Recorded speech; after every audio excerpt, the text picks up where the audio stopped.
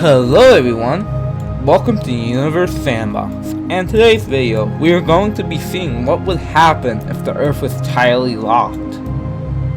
So basically, a tidally locked planet is a planet that has the same rotational period as its orbital period. So it takes 12 months for Earth to orbit the star, or 1 year, and it also takes 1 year to rotate. So a day on Earth is now, I guess, infinite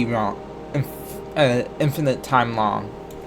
Now, since as you can see, one side of Earth permanently faces the sun, and one permanently faces away from the sun. We know of real planets like this around I think Proxima Centauri. Like Proxima b, we think could be a tidally locked planet. But anyways, let's see what would happen to Earth. So as you can see, let's remove these clouds because they're annoying. Africa is starting to get too hot for vegetation. Europe is starting to lose its vegetation. And the entirety of North America and Western South America and China, Australia, they're entirely frozen. Oh, look at that! The ocean around Africa is starting to boil away. No, so why did it have to be Africa? What did they do to deserve this? Yeah, Africa is toast. The Atlantic and Indian Oceans are being boiled away. But as you may see, if we slow the simulation down, there is a small line almost where vegetation can exist and live. This part of the planet is called Terminator Line, which exists on real Earth right now. But a Terminator Line is the line around the planet where sunlight ends and nighttime begins.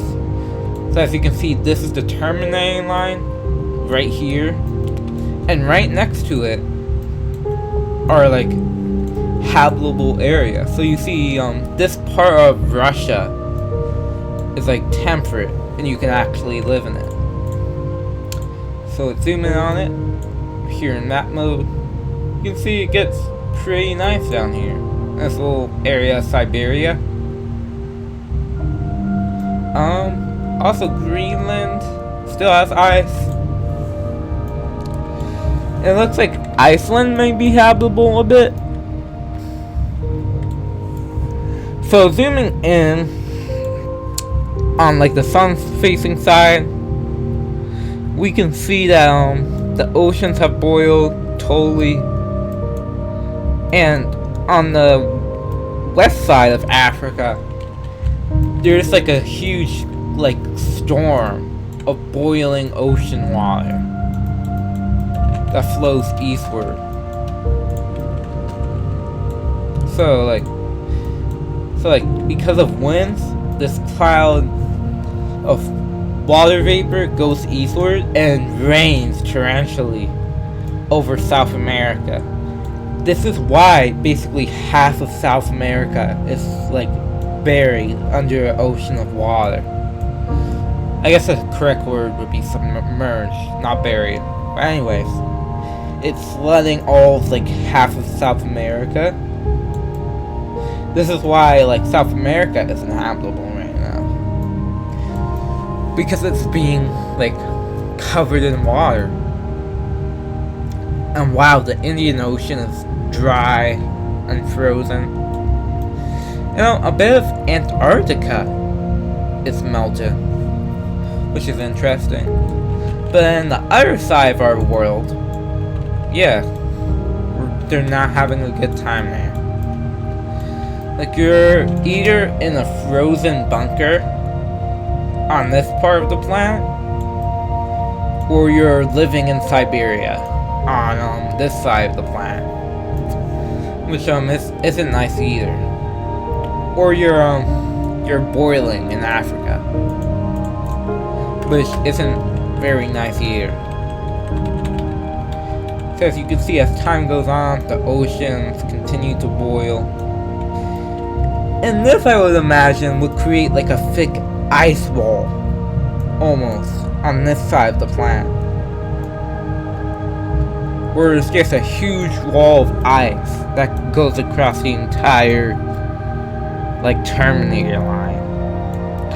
But look! Indonesia! So as you can see, a bit of Malaysia and Indonesia is still habitable. Oh, and look at that!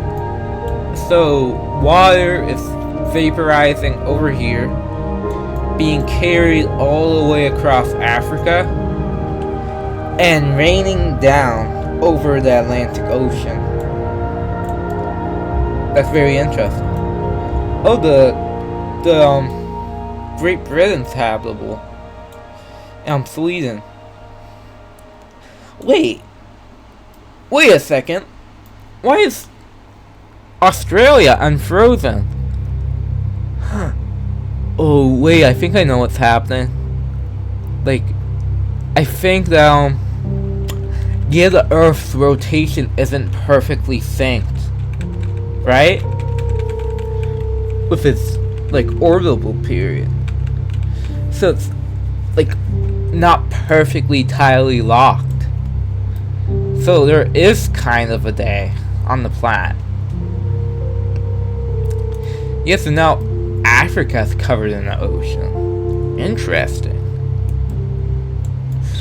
So that's actually a really cool idea. Like, imagine there's like animals and stuff who only live on these parts of like the Terminator line, and like over generations they have to migrate like eastward as the planet slowly rotates.